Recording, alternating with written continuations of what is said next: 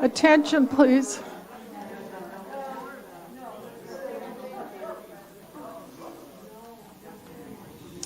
What a lively audience. It's pretty great to see you guys here tonight. Thanks for making the effort, as usual. Our first speaker is Tom Llewellen, and I'm going to tell you a little bit about him. He's a writer. By day, he is Director of Brand and Content Marketing at Russell Investments. Outside of work, he writes books. He is the author of 4 published novels and 1 picture book for children and young adults. His first book was published by Random House in 2008. Since then, his books have been translated into 5 languages. Just as an aside, a friend made a calendar. It came in the mail today. And every month, it's supposed to have the year on it, and it says 2002. Along with Lance Kagi, Tom is co-founder of the street art team Beautiful Angle and their award-winning letterpress poster project. Tom graduated with honors from the University of Washington's creative writing program. He is born in Tacoma, Washington, and lives here with his wife, Deb, where they are occasionally visited by their 4 adult children. His next kid's novel, The 5 Impossible Tasks of Eden Smith, will be released in the spring of 2023. Notice I didn't say 202. Tom believes that the fiction writing and publishing process is a great goal for anyone who enjoys wallowing in self-doubt, loves mind-numbing tests of their endurance, and longs to have their ego crushed over and over again. Tom?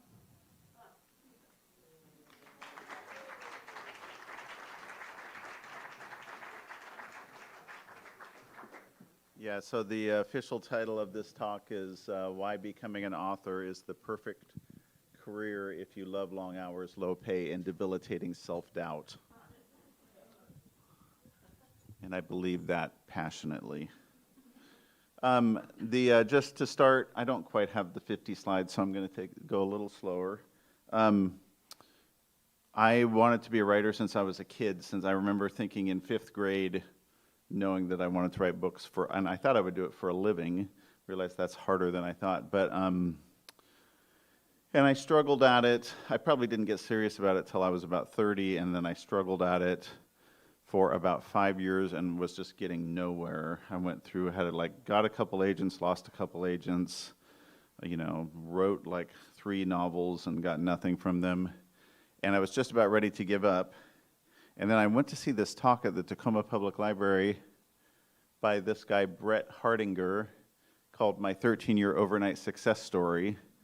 And he talked about just how long it took him to kind of kick in as a published author. And so it just really reset my timeline. And I said, okay, I'm going to give myself 15 years. And then within the next 5 years, I published my first book, which was this one on the left here called The Tilting House, and that one did pretty well. It's still by far the best-selling one I've done. And then after that, I did this young adult murder mystery because I always loved like Raymond Chandler and James M. Cain and Jim Thompson and just these old hard-boiled writers. So I did one of those, and it did so-so. And then I wrote another book called Black String, which never came out in the U.S., but it was published overseas as that middle one there, which in Germany it's Der Magische Faden, which means something other than black string. And then the next one, Bottle Imp Bright House, and then I did this, I just took a crack at a children's picture book, and that one was also published just a couple years ago, and it's done okay.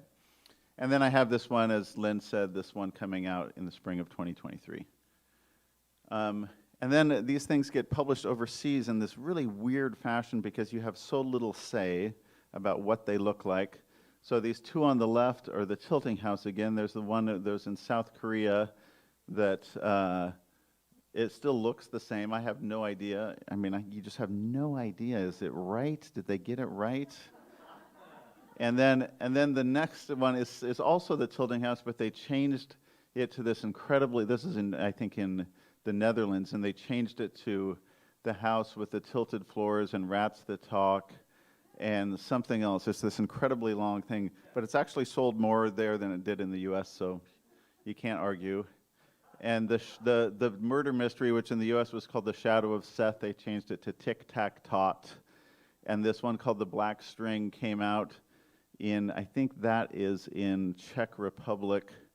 And they put this giant monster on the top of if you can see it in the top. And I'm just like, what the hell is this? And they're like, well, trust us, we have a different sensibility than you do. So you're like, okay. And then that one on the far end was the Bottle Imp of Bright House, and that's in Russia, actually. So it's just kind of interesting to see what happens with these things. This is my little ego shelf, this kind of top shelf there. And my versions of my book go from the left on the top shelf over to the little light blue one, which is the Elements of Style by Strunk and White. And that's sort of my book stop. And I'd like to get a little farther that direction before I die. This is what I do during the day to actually pay the bills. This is the exciting stuff I write at Russell Investments and my team. And Lance, who I do Beautiful Angle with, his design agency in Tacoma does the design on this. So even though Russell is in Seattle, we outsource our graphic design to Tacoma. And this stuff is actually really, I love writing this stuff. It's fascinating. It sounds like it would be boring, but writing about stock markets and investing has never gotten boring yet. I really enjoy it, and it's a great way to just keep your chops up, explaining complicated things in simple terms. It's not that different than writing stories. This is where I write most of the time. This is just on the second floor of our house on Prospect Street, just 10 minutes from here. And this is an old secretary's desk. You can tell that it's kind of sunk down because you could, in the old days, you would bolt your manual typewriter to it, and you could close it up and then write on the top. And it's probably incredibly bad ergonomically, which probably explains why I have chronic neck issues. But I like it. I like old things. That little poster up in the corner, it's a Nico Case poster, was done by one of the illustrators on one of my books, Sarah Watts, who lives in Georgia. But you gotta love it when your Georgia illustrator does a Tacoma, artist. So anyway, this is another place I do a lot of writing, which is on the 590 Express to Seattle. And I really find it a great place to write. I'm really, really efficient there, maybe more efficient than anywhere else. And you can see that I'm wearing headphones. I really like to have music on while I write. And almost, I would say 90% of the time when I'm writing, I listen to one album over and over and over again, which is this one here, Everybody Digs Bill Evans. And I find that, this is Bill Evans here, by the way, that if you really want to write well, the musician should be a heroin addict. It just seems, I think it's really highly more likely to produce quality writing. And then if I'm really struggling with something and I need some attitude, I do legitimately listen to this album a lot as well, which came out when I was in high school, and it still evokes just a ton of attitude in me. So anyway. This is the other place I do a lot of writing, which is Bluebeard Coffee. And I have a friend who is a poet, Timothy McNeely, and I see him there sometimes when I go to write there. And I asked him what he likes about writing there, and he had this great line, which is, I need just enough noise for my mind to push against, which I just think is a delightful, that's why he's a poet. But it completely makes sense to me. That if it's too quiet, I get too distracted. I just need you need a little kind of opposite pressure. And then this is just a little insight into the writing process and the editing task. This is the book that is coming out in the spring, And this, if you could read this, this is basically all versions of that book over and over again. And the first one, if you could see slightly down the screen, the first kind of partial draft I did was in late 2017, and I'm still editing it right now in 2023. So, not for the weak of will. You just have to really be able to commit to this process. At least I do. I'm sure I'm a lot slower than most people. But when I started, I dreaded editing. It just like, I just want to be done with this book.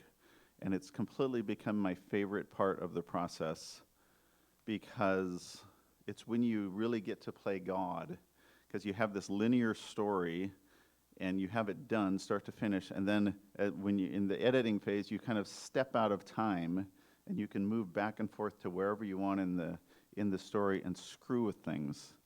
And you know, you can kill a character off that was just having a delightful little time. And it shows you, just sort of light bulb moment for me is like, oh, writing is just a con game. It's like a cheap magic trick. Because as the reader, you think, you read something, you know, by some master writer, and you're like, I can't believe that they put this little thing in chapter 1, and it finally paid off in chapter 30. And then you realize, as somebody who's edited over and over again, they didn't think of that in chapter 1. They thought of that 2 years later, and thought, oh, you know what, I'm going to go add a little hint back here. And then the readers will be so impressed by this little foreshadowing, but it's all a con. It's a grift. This is a typical, I just grabbed the last page of edits from my editor, and this is 3, 6, 9, 12, 15 and a half pages of stuff she wants me to change. And this takes about 6 months. And she'll say, I just don't think this ending of chapter 2 is working. And I'll be like, oh my, her name's Kelly Lohman. I'm like, oh my gosh, Kelly, if I change that, it's totally going to screw up chapter 10. She's like, I know, but you need to do it anyway. And then you change chapter 10, and it screws up the entire end of the book, and you have to rewrite all that. And it just goes on and on and on. Each one of these things I feel that way about, and then there's just pages and pages of them, and you're just like, oh. But I actually now, I've gotten to the point where I get these things in the email. I'm like, oh, I'm so excited to get to work on this. So, I don't know, the switch has flipped for me. Got to make sure I'm doing okay on time. This is a statue in Boston Commons that my wife Deb, who's back right over here, and I saw when our boys, who are now 30 and 26, we went there when they were little kids. And this is a statue of Make Way for Ducklings. And the boys just went, oh my gosh, this is so cool, Dad. Look at this is the statue of that book we read at home. And I thought, this is such a cool moment to have your kids read something in a book and then see the kind of physical location. So I really wanted that for kids in Tacoma. So I've set almost all my books are set in Tacoma for that same reason. So these are some of the locations, which you'll probably recognize most of these. John's Barbershop was in the Tilting House. The book I have coming out is at the old Rust Mansion, and there's a scene at Cosmonaut. Tilting House is based on our house there, which is hidden behind that tree. The Bottle Imp of Bright House was set in the building with the laundromat right across from Hank's, which is also a setting. And then there's a scene in that at the Dock Street Marina. And The Shadow of Seth is set at Southern Kitchen and has a scene at MSM. And John, who's this slightly creepy barber at John's Barbershop, but when I don't get my haircut there anymore, but when I was, he says, hey, some kids came in and asked me to sign a copy of your book. So I just thought that was cool, gave me a little thrill. And so that's as close as I can get to the Make Way for Ducklings statue. These are some significant numbers just to give you another little more insight. I've published, I'm getting close to I have 4 novels and 1 picture book, and my 6th book's coming out. I've probably written 15 unsold novel-length manuscripts of like more than 200 pages. that are just sitting on a computer folder that nothing's happened with. One I actually sold, got an advance on it, and it never came out. It takes me about 4 years from concept to publication. Once you get a contract on a book, for me, its average is still about 2 years from contract to when it actually comes out. 0 is the influence that I have on who the illustrator is for a book. I'm at least not at the point in my career that I have any say in that, which is frustrating. Average advance, just full transparency, for me has been about $6,000. My last book's a little higher than that. And then I pay 15% to my agent, Abigail Samoon, which is worth every penny. She's also a great editor and still keeps working on it with me, even though my book sales have not come close to enough to make a living at. This is, it looks like a word, but it's actually something I do with elementary school students when I do author talks, because I can say, words are really powerful. I can tell you what this word is going to do. I'm going to reveal the full word on the next page, and you're all going to laugh. And they look at me skeptically. Yeah. And then you do that, and everybody laughs. So it actually works. And let's see, this is just an example of something I do when I'm coming up with characters. I really like to have pictures, people I know, ideally. The hero in my next book is my daughter at Gannett at the top. I have a lot of relatives listed here. The villain on this one is based on sort of an older, meaner version of Errol Flynn. Here's some Elmore Leonard, 10 Rules for Writing. I'm just going to skip to the bottom, which is my most important rule, is the one that sums up the 10. If it sounds like writing, I rewrite it. I love this line by Jim Thompson. There are 32 ways to write a story, and I've used every one, but there is only one plot. Things are not as they seem. These are a bunch of emails I've gotten from kids, which I love. Most of these are from the Netherlands. And then I do this thing with Lance Kagi called Beautiful Angle. Here's some examples. I'm just going to read this one on the end, which is based on this hand right here. It says, before you saw the wood for your built-in bookcase, before you take the chance of baptizing it in your own blood, you better decide that you really like books. And that's 15 minutes.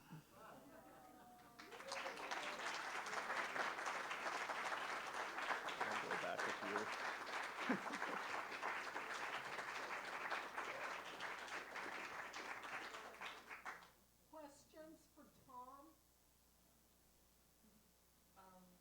I'm curious to know, you talked about your editors at the county. Mm-hmm. You mentioned that you have to follow her directives, or do you have to? There's room for negotiation. I've learned to, just because she's so smart. She works for the publisher, so she's totally open for me to push back to a reasonable amount.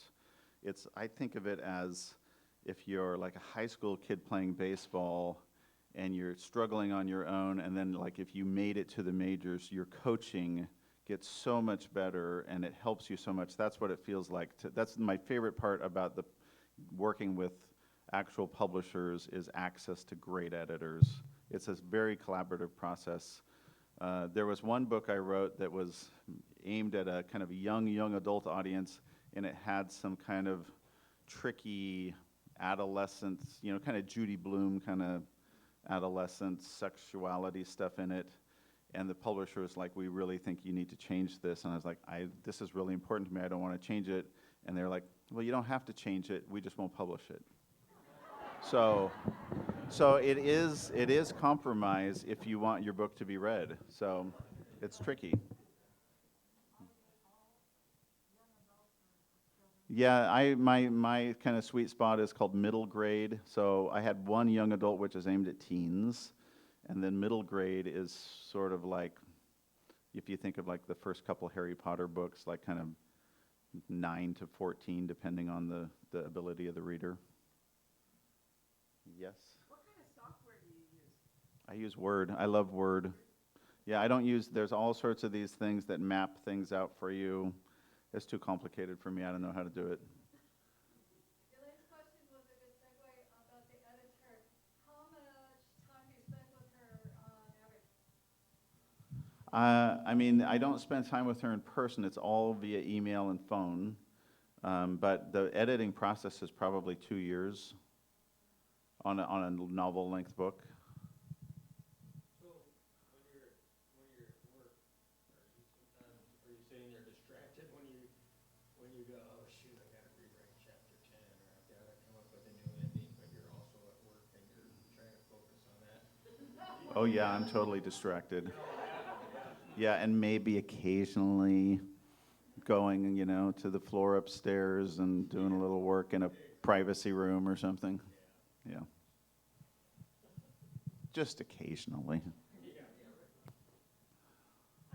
technical writing that you do during the day, that I would say is data-driven, do you find that in your creative writing that there's any overlap, or do you feel like you're using two parts of your brain? I don't feel like it's any different part, actually. And it's vaguely, I'm a marketing guy, so I'm writing ads and email copy and, email campaign copy and then some pretty heady investment stuff.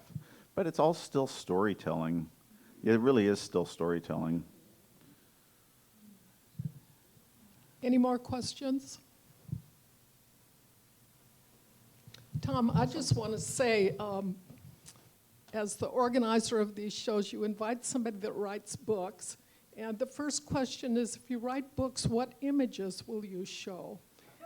And you were so creative in what you put together for us to look at while you talked to us. So we appreciated that. Thanks.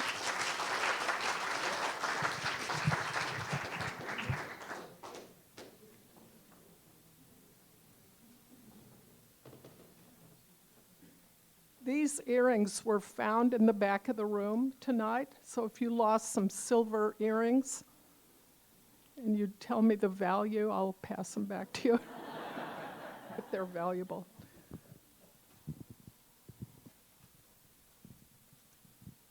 So our next speaker is Debbie Greenwood, a PhD who is a working artist living in Tacoma. Her creative practice includes collage, artist-made books, and paper making. The repurposing of materials has been an ongoing theme in her artworks, most recently in the area of paper making by crafting pulps from everyday garden plants. Deborah studied art at the Columbus College of Art and Design. She holds a BA in psychology and earned her PhD from Pacifica Graduate Institute in mythology with an emphasis in depth psychology. Let's ask her what that means. She is a graduate of the Assisi Institute and serves on the editorial board for the Assisi Journal. In addition, Deborah is a founding member of the Puget Sound Book Artists, and I believe there's some other members of that organization in the room, and the winner of the 2013 AMACAT Art Award, that's Tacoma backwards, for outreach to the community. She held the position of president and currently serves on the board. She is a teacher and curator with an interest in various means people use to express their ideas. Her artist-made books are collected by university libraries and private collectors. Debbie?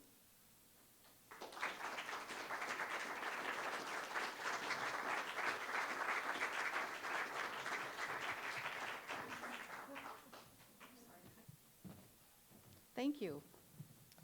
Thank you so much for inviting me. Okay, so I press this forward.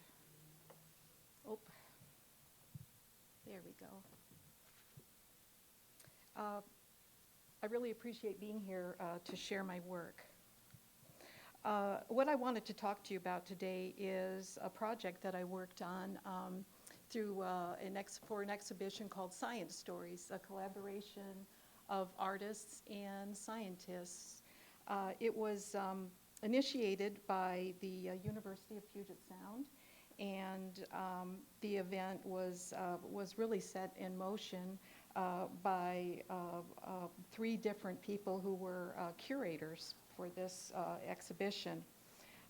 It was Lucia Harrison, who is here tonight, Dr. Lucia Harrison, who's a professor emeritus from Evergreen, Jane Carlin, the director of the Collins Memorial Library, and Dr. Peter Wimberger from the Natural History Museum at the University of Puget Sound.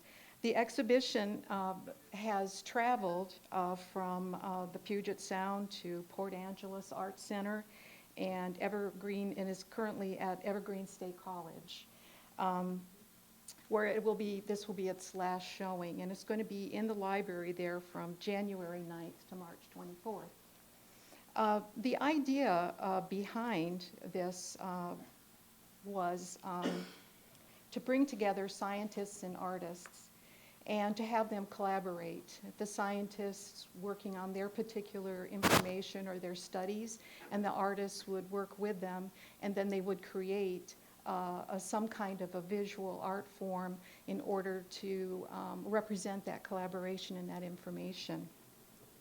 22 artists participated in this particular program. What I decided to do was I wanted to work with a collection, and so I worked with herbariums.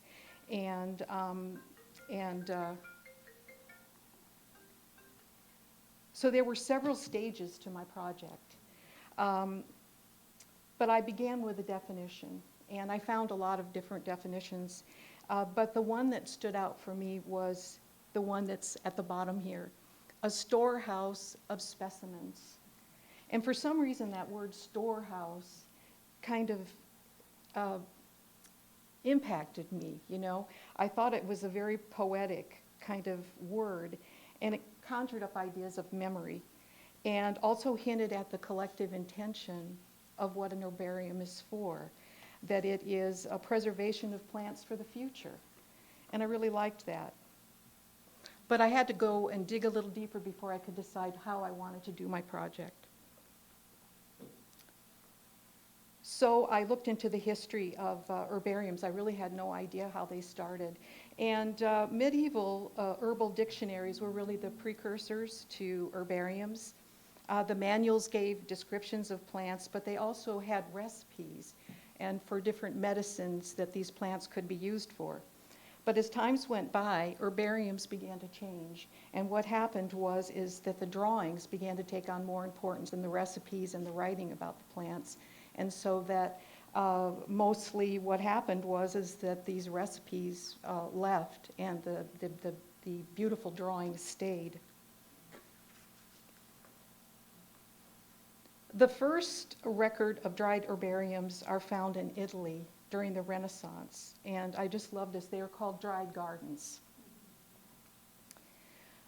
Early herbariums were bound into books, but this created a problem because once you bound these specimens into a book, you couldn't rearrange them. You couldn't add anything to them, and so if you got new information, it was in the book. And so botanists, there's a picture of him up there, Carl Linnaeus, when he was doing his scientific studies, just found this was unacceptable. So he created the system that we use today for preserving plants. And these collections were not bound. They were one plant and on one sheet of paper. And so that they could be stacked, they could be put on a shelf or in a cabinet. So they could be rearranged or reclassified once further study had gone on and maybe things changed or other plants were found that were related to it. I found the idea of cyanotypes when I was looking up about herbariums. And this was another process that was coming into being and was invented in 1942 by John Herschel. And it's a non-camera photographic process. And so what happens is the paper is treated, and with light-sensitive chemicals, you can lay the plant on it, put it in the sun, and then when it's rinsed, the print of the plant will be revealed. And the person who invented this process, Herschel, taught this woman who's on the left-hand side here, Anna Atkins, the process of cyanotype. And she became extremely skilled at it, and she's the first person to ever create, or she's credited with creating a photographic book. I found that in an article by the Modern Museum of Art described her work as intricate with subtle layerings and varied textures. And as she worked with this process, she began to develop an interest in pattern, opacity, and transparencies. And that becomes obvious when you see her work. It's really beautiful, and it really inspired me. Herbert Dobie of New Zealand is the person on the right. And he painstakingly recorded images of 145 ferns. And this summer I experimented with this cyanotype, and it's not easy, to necessarily, to get really good cyanotypes. And so he made I don't remember how many of these books he made, but there are still 14 of them in existence from the time which he made them. When I saw these images, I was just kind of overwhelmed with the beauty of them, and I was reminded of what I'd read about herbariums, and that sometimes they cross that line between art and science because of their aesthetic beauty. And so now I'm going to talk a little bit about my project. I decided that I wanted to use printmaking for my project because I wouldn't be kind of having to stick to just the silhouette or the outline of a plant. I could also get detail, and I could, pick and choose between which were the strongest images for me. And I decided that I would make the paper for my project and to print on. And so I've been doing this for about 10 years now, experimenting with making paper. And my friend Lucia Harrison, she is my workmate, and we've experimented over the years with a lot of different types of plants and papers. This is an image of some of the plant materials that I collected and I dried. And in this picture here, they're ready to store or cut. And at one point, I remember reading a book about, oh, well, never mind, it went out of my mind. Anyway, so alchemy. And I remember when I saw this picture that I took, I thought of it as, oh my gosh, I'm part alchemist or something, because look, doesn't that look a lot like, here these things are drying out. Anyway, the fibers are dried really because you want accuracy of measurement when you're using the caustic material that you're going to cook it in. So you weigh it, and then you can tell how much caustic to put in so that it's not too weak and it's not really too strong, and it can do the job that it's meant to do. On the right-hand side is what it looks like after we've cut. I think that's rhubarb in that picture. And we cut it into about 1.5 to 2 inch pieces for processing in the beater, because otherwise it kind of kinks up the machinery. I added 25% of kozo, which is a Japanese fiber that is from trees, to help with the shrinkage and to improve the printing of it. And here is a cooking pot, and so this inside of it is some of the fiber that I'm cooking, and it takes approximately 2 hours to cook the pulp, and then you have to rinse it, which is a process, and until you can get it down to a pH neutral level. Okay. The next step in my process. Oh, I'm sorry, I missed something here. Okay, well, I have a beater, and it's called a critter. Mark Landers from New Zealand makes these, and he makes this really cool etching on that he puts on the top of them. Anyway, this is the cooked pulp, and what you do is you fill up to this watermark on the beater, and then once you turn it on, the drum turns around and it creates a current in the water. And so it will pull this uncooked or this cooked pulp around and through this drum until over and over again it becomes pulp. And there's a picture of some of the pulp that was made for this. The next step in my process was to start to collect cuttings. And about 6 years ago, my husband and I made a little native garden next to our house. And so I was able to get a lot of the smaller kind of species from that garden. And I was lucky enough to have friends and neighbors and different people, including Lucia, that helped me find the tree samples because I didn't have a lot of the mature trees that I needed. Once I collected the cuttings, I put it on top of interfacing fabric because it's kind of porous and air will go through it. And then I put plexiglass on top and a light weight in order so it would flatten out and it would dry a little bit, because what I found was, sadly, that when I tried to put some things through the press, the juice would spray out and ruin the print. So, but if they were too old and dry, there was not much detail on them. Okay. After they were ready for printing, I used a piece of plexiglass and I inked it up and then laid the plant on top, and I ran it through my etching press with the paper on top.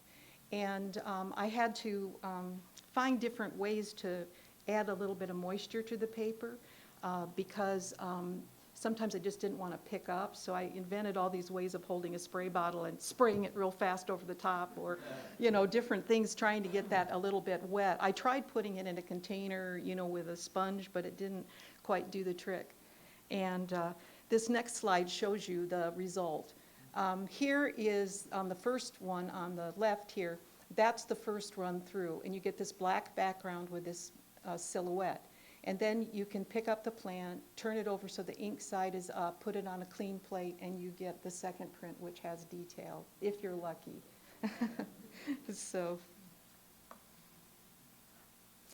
I wanted to show you just a few of my favorite of sort of plant portraits. Another part of my process is that I had to go through online herbariums, and I learned another thing now. Herbariums today, the ones that are online anyway, they're all photographs, and it's really interesting, you know, to see it going from, you know, kind of rough drawings to more sophisticated work to the real thing to, you know, it just has, it keeps on transforming. And so this one is a lupin that was in my yard, and it was really beautiful. And I think even the where the bugs ate some of it really was kind of gave it a little character.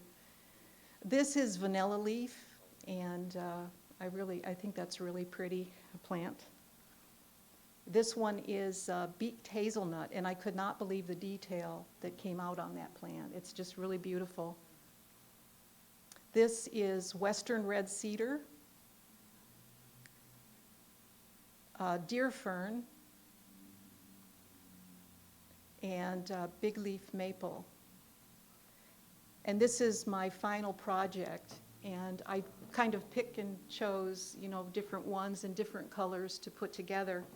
What I felt about this project was I thought at the end when I laid these all out of the dried gardens in Italy, you know, I thought that was that maybe that had some kind of if you could lay them all out, maybe you would have some kind of an impact like that too. The entire project really put me in a place of, you know, real research and deep thought about the history of plants and where our planet is going. I not only learned about these plants and what they need to grow and learned more about our native plants, but I also learned that, you know, some of them are in peril, and it would be nice for us to think about different places that we can create habitats where they can survive. Thank you very much.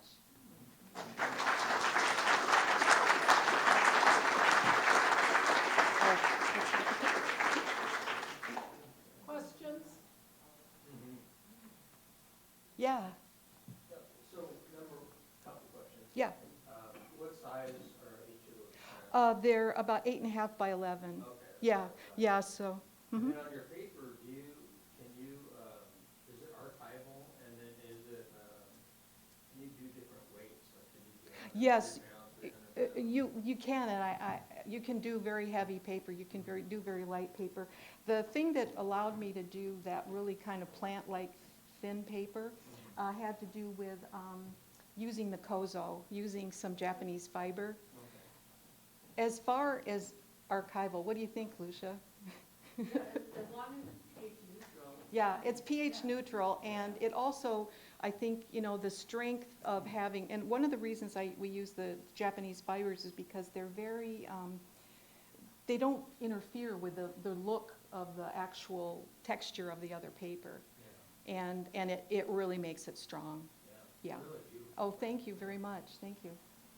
Yes? I'm really curious how much material you need to make a page of paper. For plants? Yeah. It takes a lot, and what happens is that what I do is I put a screen out, I usually, gather things in the spring, and I lay out screens in the floor in the studio until the sun, I can get them outside where it's warmer. And what happens is you'll have this gigantic bunch of stuff, and then it just goes littler and littler and littler. So I would say, it's so lightweight that, my beater can use like 4 pounds, of paper or, media to put in there, fiber. But I never get to that point, maybe a couple of pounds. And it takes a while. And all you have to do is tell your neighbors you really want to come over and help them get the stuff, and they'll be happy to do it. But you've got to dry it correctly, or it's going to, it gets dark spots, and also it molds, and then you have to throw it away. Well, but it would seem that each piece of paper must seem so precious. Do you do like dry runs with the printing to make sure when you print on the paper you're not wasting You know what? I tried printing some of the stuff just to see, like do I like that, would that plant print or not, on newsprint. And then I would run it through. But, I have a lot of ones that I'm going to use in collage. I mean, really, my arm was sore. It's like, I didn't know I'd have to make 30 of these to get, 5. And so, it is precious. And I don't make it usually for other people unless it's a real special occasion or something like that. Yeah. Yes? Are you bleaching the paper to get it so white, or? No, it's I think sometimes as it dries, it loses some of its but I think the darkest paper that I've had was rhubarb, and the lightest paper that I had was hosta, naturally. Does some of the natural color come out during the beating process? You know what, during the rinsing process, Okay. and also when you put it in the caustic, and it's cooking, it turns everything kind of a brown color for a while, and then as you're rinsing it, it starts to come back to its natural color, kind of more of a brownish color because of the drying and that of it. Are you printing on a press, like a lithograph press? I'm printing on an etching press, and I meant to say that. Yeah, I have an etching press. At one time I was doing ceramics, and I traded an etching press for a kiln. So I'm glad I have that, yeah. And is the paper color fast? I think it pretty much, you don't think it is? Okay, it's not. But I think you can treat it to some degree, like if you want to hang it up. And, I did bring a couple of books with the prints. Yeah, and so We have samples over here of the Yeah. actual prints that she made. Yeah, Later on, yeah. if you'd like to see them. Yes, yeah, I brought those along, because sometimes it doesn't show as well. Maybe we can put that book up here and Okay. people can come and look at it. That's great. Do you ever collaborate with other print artists? I have a rough time getting everything done that I need to, but I wouldn't rule it out. Like, I think if like somebody was a poet or something like that, I do love poetry or something like that, I'd give it a shot, and see what would happen. Yeah. But I haven't really. Lucia and I have just kind of worked on our own work. Yeah. So. Oh, I'm sorry, yeah. What were the dates again where this is going to be up? Oh, it's going to be up at Evergreen. I have this piece in it, and there's, I mean, this is a phenomenal show, and I just have to say that when this started, it was before COVID, and then COVID struck, and so the creativity that happened between the artists and scientists over Zoom and all this different stuff. And like Lucia was telling me, last night they had was it last night was the opening? And all the people that came were the scientists. And they were just like, you know, like seeing it in, you know, context of this setting of art, it really was mind-boggling. They were just like, wow, we can't believe it, you know, and you won't believe some of there's a couple, one person that's a wonderful illustrator, Mari Gower. Her book is phenomenal, and there's paper making in it as well. It's really beautiful. So there's just, it's worth a visit. The date is March 24th. Oh, sorry, yeah, great. If you put them in direct sunlight, would it fade very fast, do you think? You know, it probably would over time. But you know what? You can get, I know because I did this for my husband with these watercolors. I did get a glass that is, you know, supposed to help with that. And then also, one of the things that you can do is treat it with, and I do this with a lot of things that I make, and I've had really good luck, is putting a UV kind of glaze on it, you know, and it helps a lot. So I can tell the difference, because I know somebody one time they had something in a show, and our books were by the window, and mine didn't fade at all, and hers did. So there's lots of different ways that you can maybe try to work with that. But just know that that's part of just what the product is. Even those herbariums get faded out. I know when I first looked up mushrooms, I couldn't even believe it was just dust. You know, it didn't even stay in its stable form. So I guess that's the deal about working with things like that. Yes. Thank you so much for your interest.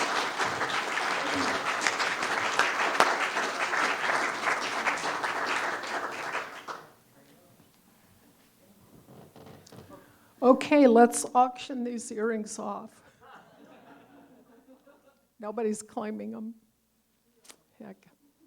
Okay, I want to be sure and tell you that next month's tripod, which is the third Friday as usual, is February 17th, and one of the speakers will be John Carlton, and applause is all right. He's constantly taking photographs all over Tacoma, and his show is likely to be all the posters and notices that he has seen that are often humorous. And then another presenter will be Dan Hill. Anybody know him? He's the guy who takes the photographs, often at the Spar or Dawson's, of the musicians. And then he doctors them up and makes really interesting photographs. He might be showing that or some of the other categories of photographic art he makes. And the third person has not confirmed, so it'll be a surprise.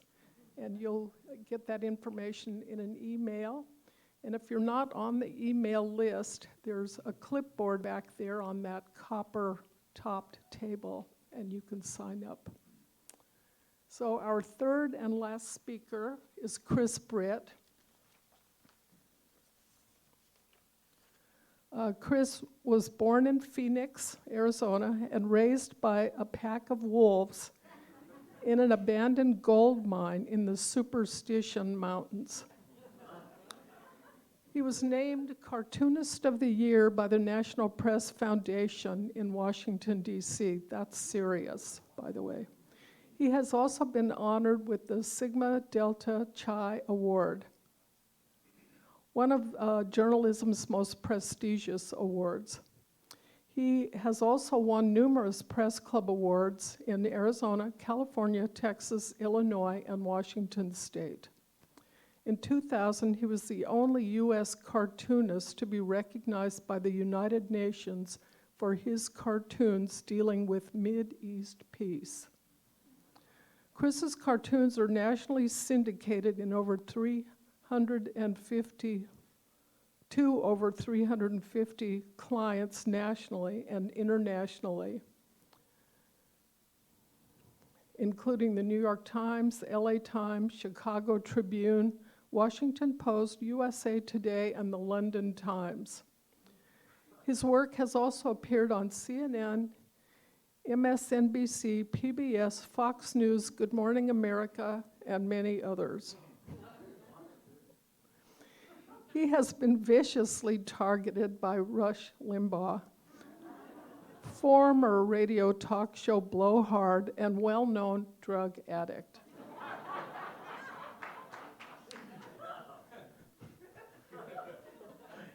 Chris's cartoons on Brett Kavanaugh caused such a national outrage throughout MAGA nation that the FBI was called in to investigate death threats against him. On a happier note, Chris is also a celebrated children's picture book author and illustrator. One of his most recent books, The Most Perfect Snowman, has become a bestseller for HarperCollins. He currently has 2 new children's books under contract for release next year. Chris?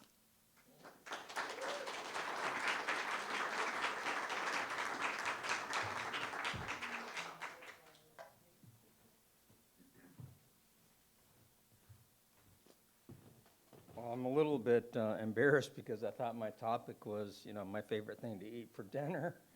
So, as you can see, it's soup. But anyway, when Lynn, let's see, let me figure this out here.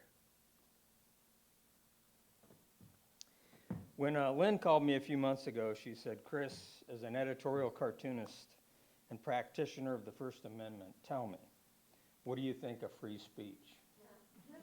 I said, Lynn, I think free speech is one of the greatest blessings we enjoy in the country today.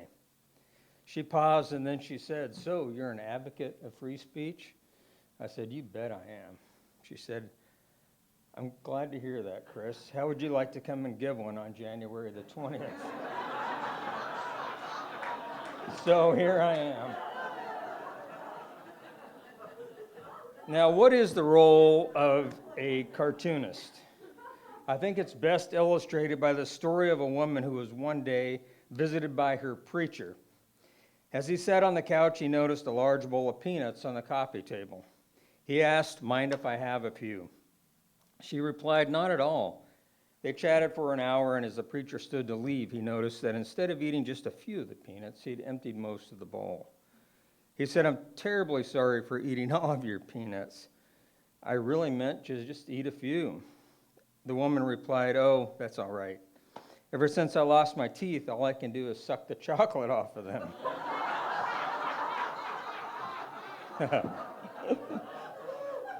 Well, like that woman, editorial cartoonists try to get past all the sweet talk to the nut of the issues facing our country today. As an ancient Roman philosopher whose name I can't remember once observed, the lamps of enlightenment are lit by the fires of controversy. Cartoonists ignite readers by lobbing graphic grenades of caustic commentary into the middle of otherwise civil discussions. The famed British satirist David Lowe once observed, an editorial cartoon is a simple machine meant to make people think. What we do has been aptly compared to throwing the first punch in a bar fight and then sitting back and watching the ensuing brawl. We're the guys who go to the scene of an accident and shoot the wounded, with charity towards none and malice towards all. Editorial cartoonists are like the preparation H for the seat of government. We punctuate the conversation with satire, mockery, and gross exaggeration, lampooning everything from pompous politicking to holier-than-thou hypocrisy. No one said it was pretty, but it is oh so American. And after all, this is America, where the flag represents our right to burn it. In America, we have the freedom, the right, and the duty to stand up to those who are in the process of destroying our rights, and they govern us with fear and hate. As Minority Speaker Hakeem Jeffries said in a consequential and rousing speech a couple of weeks ago on the floor, the House, I quote, "The House will always put the Constitution over cult, democracy over demagogues, opportunity over extremism, freedom over fascism, and finally, we believe that in America, diversity is our strength, not a weakness," end quote. And he's correct. Diversity, not unity, is our strength. Tolerance for and the protection of differences in thought and opinion and action are what makes this country uniquely capable of meeting our vast array of challenges.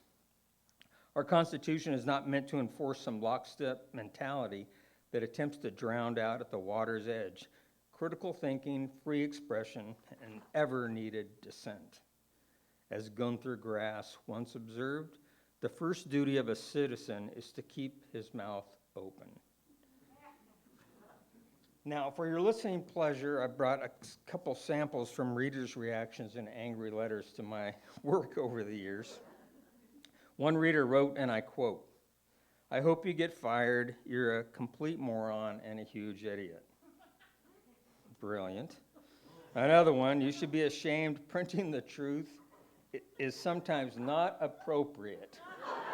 Yeah, yes, yeah, One of my faves, as a real estate professional, I'd like to help beautify Springfield by helping Britt move to the LA Times. I'll even waive my fees. Here's a gem: I could walk through the deepest recesses of your mind and never get my feet wet. One letter writer said, "You encourage all who are incompetent boobs and who have blank for brains that employment is indeed possible." That one was from my editor. And my all-time favorite, "Looking at you, it's hard to believe that you beat out a million other sperm." So are editorial cartoons right or wrong? I'll let you decide. But if a cartoonist is lucky, somewhere along the way, we will have managed to provoke thought, generate discussion, and get your collective hearts pumping and lips flapping. In short, to help start an all-American rumble, because that's what free speech and this country are all about. Now, let's look at a few disgusting images, shall we? This first image is a painting that I think captures the repugnant nature of Donald Trump. This hangs in my studio, and it gets a lot of reaction every time it ends up on Twitter or on Facebook. Either you're appalled or you want to buy the painting. This next painting used to hang in the Tucson Catholic Church, and I bought it at Goodwill for $5 and then added to it, trying to capture the depth of the Trump cult. I'll probably burn in hell for it, but here it is. I added the hat, and I love the little Trump tattoo on the kid's arm and the fact that he's smoking a cigar and his mom has a Red Bull. Now, climate change is real. It's based on science, but many still don't believe it. Look, we doomed. Just big hoax, no worry. And it's the cave of climate change deniers. Now, Trump always said that he could shoot someone on Fifth Avenue and get away with it, and he did.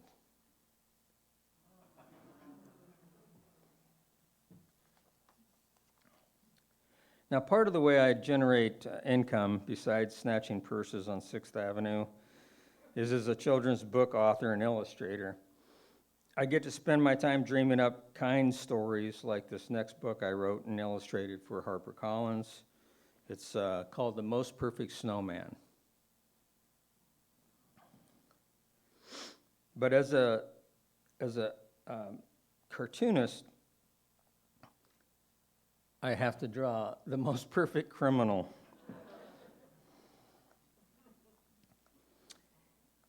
And I also get to draw, as an illustrator, I draw snowy, fun scenes of joy for my books.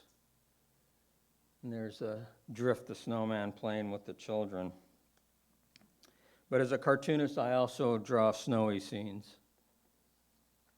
We're screaming for an all-white Christmas. But it's always fun to find the humor. Rudolph, the mask goes over your nose. Now, nothing makes you smile more than a group of fluffy snowmen dancing the night away.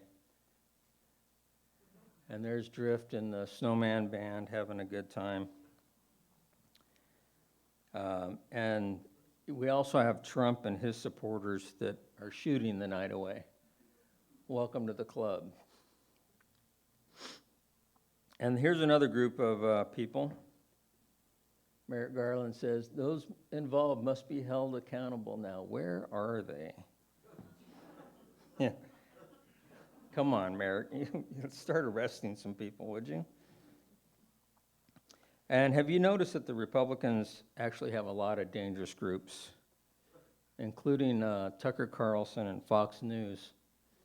Tucker Carlson tonight, best show ever, White Power Hour, anti-vax with no facts. And it's fun to draw plump little snowmen every now and again for my book, but it's also fun to draw an enormously plump man baby.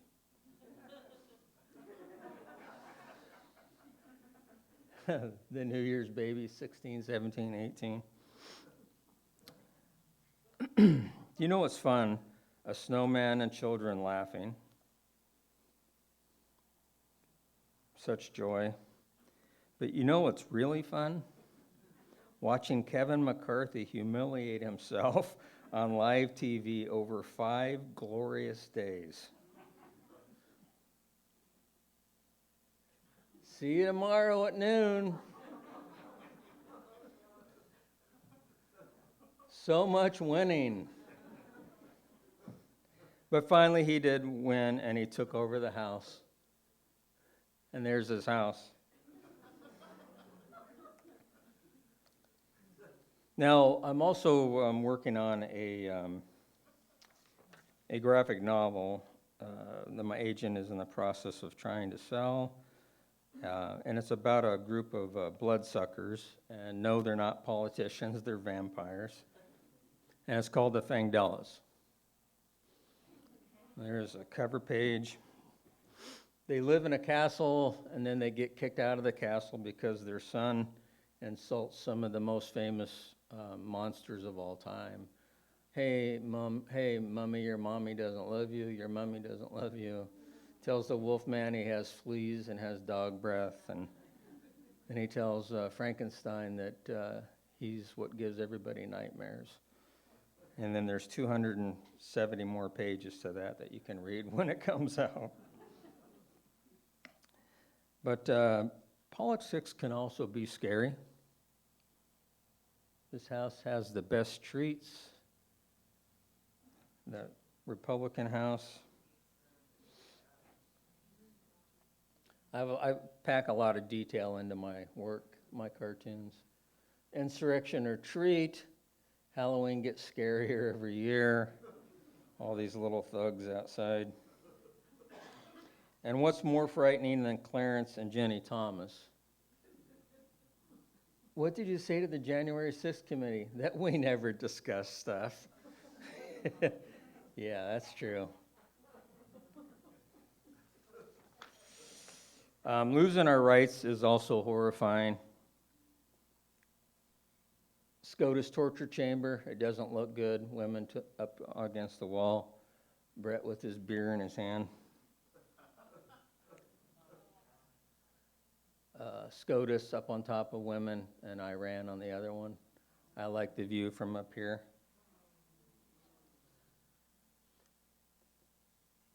And then Supreme Court, the crucifixion. But let's be honest, the GOP is a party of terrorists. Twin Towers, women's rights, or voting rights. And Lindsey Graham is one of their leaders. How dare Biden call us extremists? And if you keep it up, we'll riot, says Lindsey. And then the GOP wonders why, they have all this problem. Because they embrace all these MAGA crazies. Now, cartoonists, we love the holidays because it provides such great visual opportunities for us. Here's Happy Holidays, one and all. An LGBTQ nod to their nation. Elephant chopping off the head of democracy with everything else lying around, and the guy says, I'm voting for him because of the price of gas and eggs. And then Musk with an axe.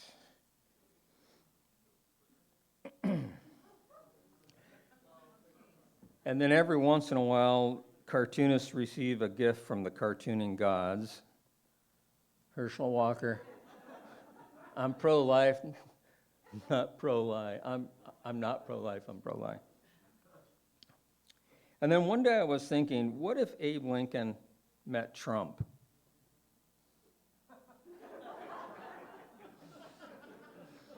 I think that's how it might go. And another day, I drew our local sheriff. I've got nothing against blacks.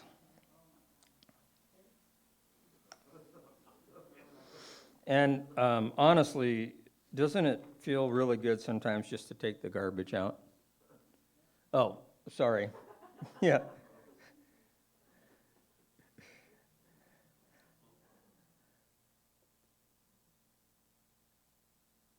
The taxpayer-funded housing for the Trump family.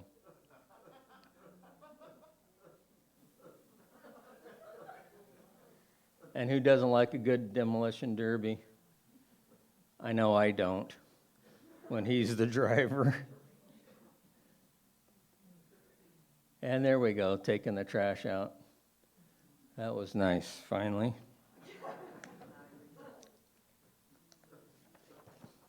And sometimes I feel like my snowman kind of looking out over a never-ending storm and blizzard. Because thanks to Trump, there's been so much damage in this country. But then I think justice can and it does prevail. I mean, even America's dad went to the big house. Hey, hey, hey. Bill Cosby. So always remember, when things look their worst and the news is bad and depressing, there's always soup for dinner. And that's it.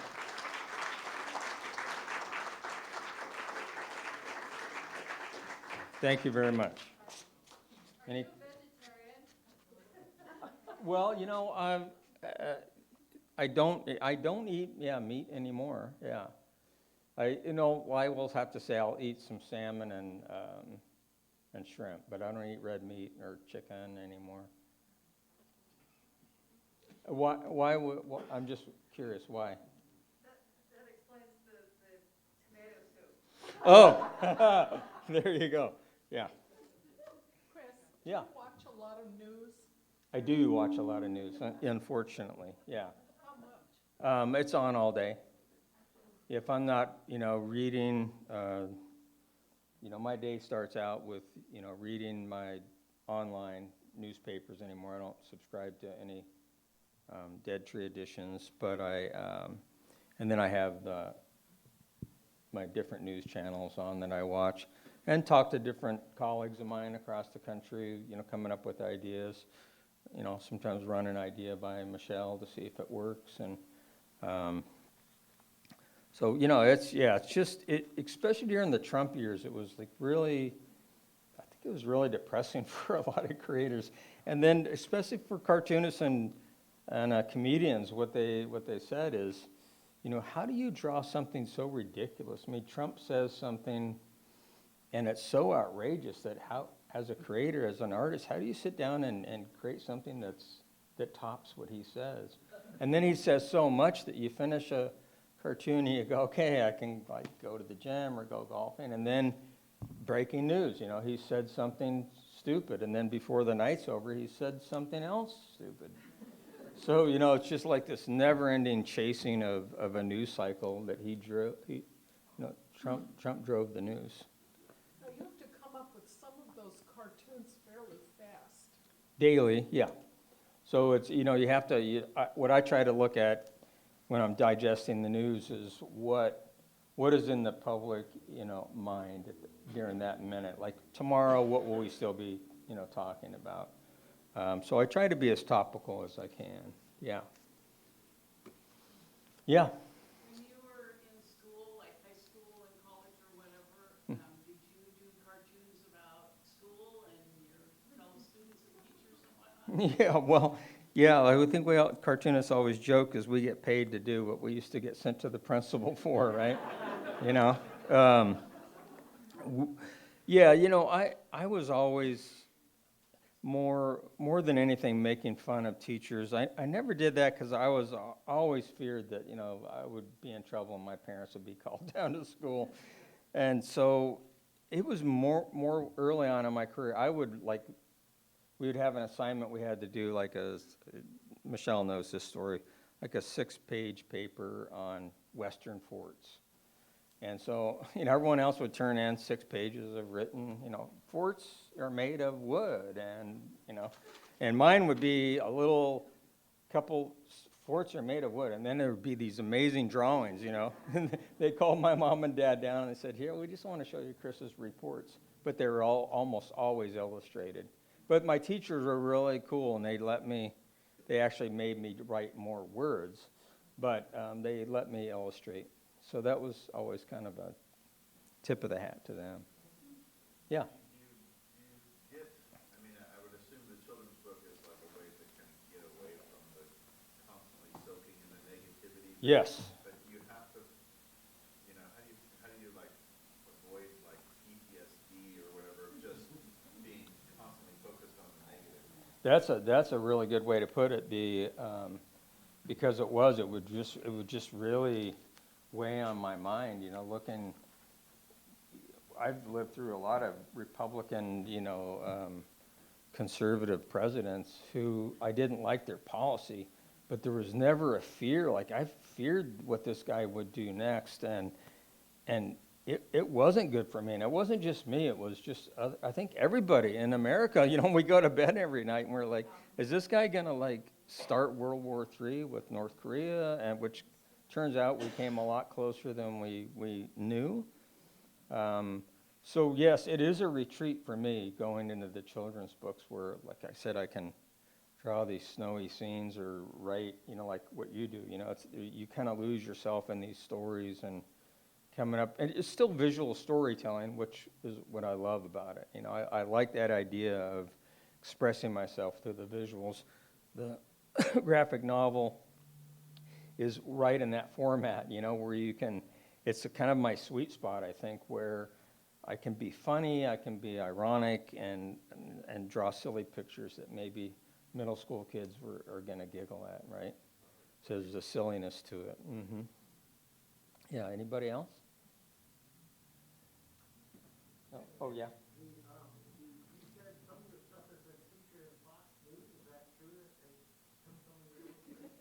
Oh, yeah, for sure. Like I said, when Rush Limbaugh, on a couple occasions through my career,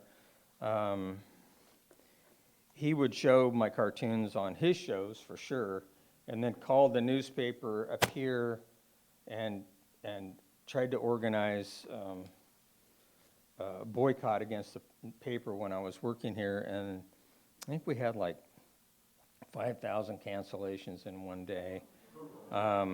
They all came back, but these guys, like Fox News gets it on and they lie about the cartoons. They'll say, look, like my Brett Kavanaugh cartoon, why it led to death threats.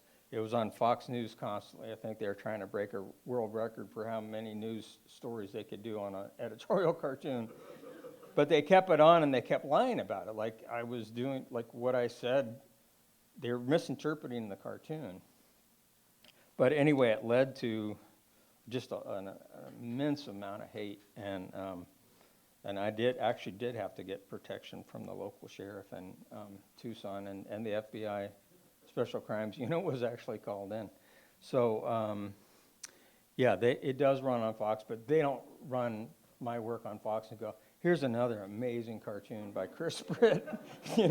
It's usually just the opposite. That we featured him last week, and he's at it again. Last question on that. Was it very scary for you when you received death threats? Yeah, because when I was at a little wine store having a glass of wine and writing, supposedly on a Sunday afternoon, and my neighbor calls me and he says, "Are you home?" And I said, "No, I'm not." And he goes, "Well, I just walked down to your house. I lived up on a hill in Tucson, and they lived right next to me. And they said they saw this van on this dirt road, this gravel road, but to get to my house, he had to wind up this long road." He said this van came up there, so I walked down there to look. And there was two guys walking around my house looking in windows. One had a long gun, a rifle, and the other one had two sidearms. And they were looking in my windows because they had online, they had given out my phone numbers, my daughter's phone numbers, email addresses, my home address in Tucson, with stipulation. It was an invitation. Here's where he lives in Tucson. Go teach him a lesson. That's what was being posted online. And so, yeah, these two armed people showed. I didn't sleep for first time in my life as a journalist that I was afraid maybe something would happen all over a cartoon. It's just like, it can't hurt you. It's made of ink and watercolor. But that's where we are in this country, where people are willing to come up and kill you or do you harm. Like the sheriff said when he came, he said, yeah, they were here for no good, Because if they were burglars, they would have broken into my house and stole my TV, because it's like right there, no one was home, right? So they were checking to see if I was there. And he said, do you have a gun? I said, no. And he said, well, I'm not telling you to go get one. I said, no. I said, I'll shoot the pool guy, the next morning or something when he shows up. So, yeah, but it was really frightening, yeah. And I felt bad for my daughter, because she had to disconnect she was going to school at NAU, so I had to call her and say, get off social media, block everything. Because it was too late, but they were posting stuff about her, where she was at school, and this is his daughter, and here's her phone number, here's her email, here's her Twitter account, here's her Instagram. It was ridiculous, yeah. The guys never got into trouble. They found 3 guys. The FBI went, one in Boston, one in Louisiana, shocking, and one in Arkansas, also shocking. So, but they went to visit them, and the agent called me and he said, we've identified, because I handed over my Facebook account to them and gave them permission to have access to it. And then I gave them, I just gave them access to my phone and all the messages. So they would track these guys down and went, and he basically said the 2 agents will go in and tell them what they're doing is against the law, and then they have the prerogative. If they feel like they're not receiving the message, the agents can arrest them. I don't think anyone was arrested, but they were warned. So agents in Boston, from the Boston office, went Louisiana and Arkansas. Yeah. So, yeah, it's crazy. So you don't want to have dinner with me in public ever, anywhere. Yeah. No. Anyone else? Well, I appreciate the time. Thank you.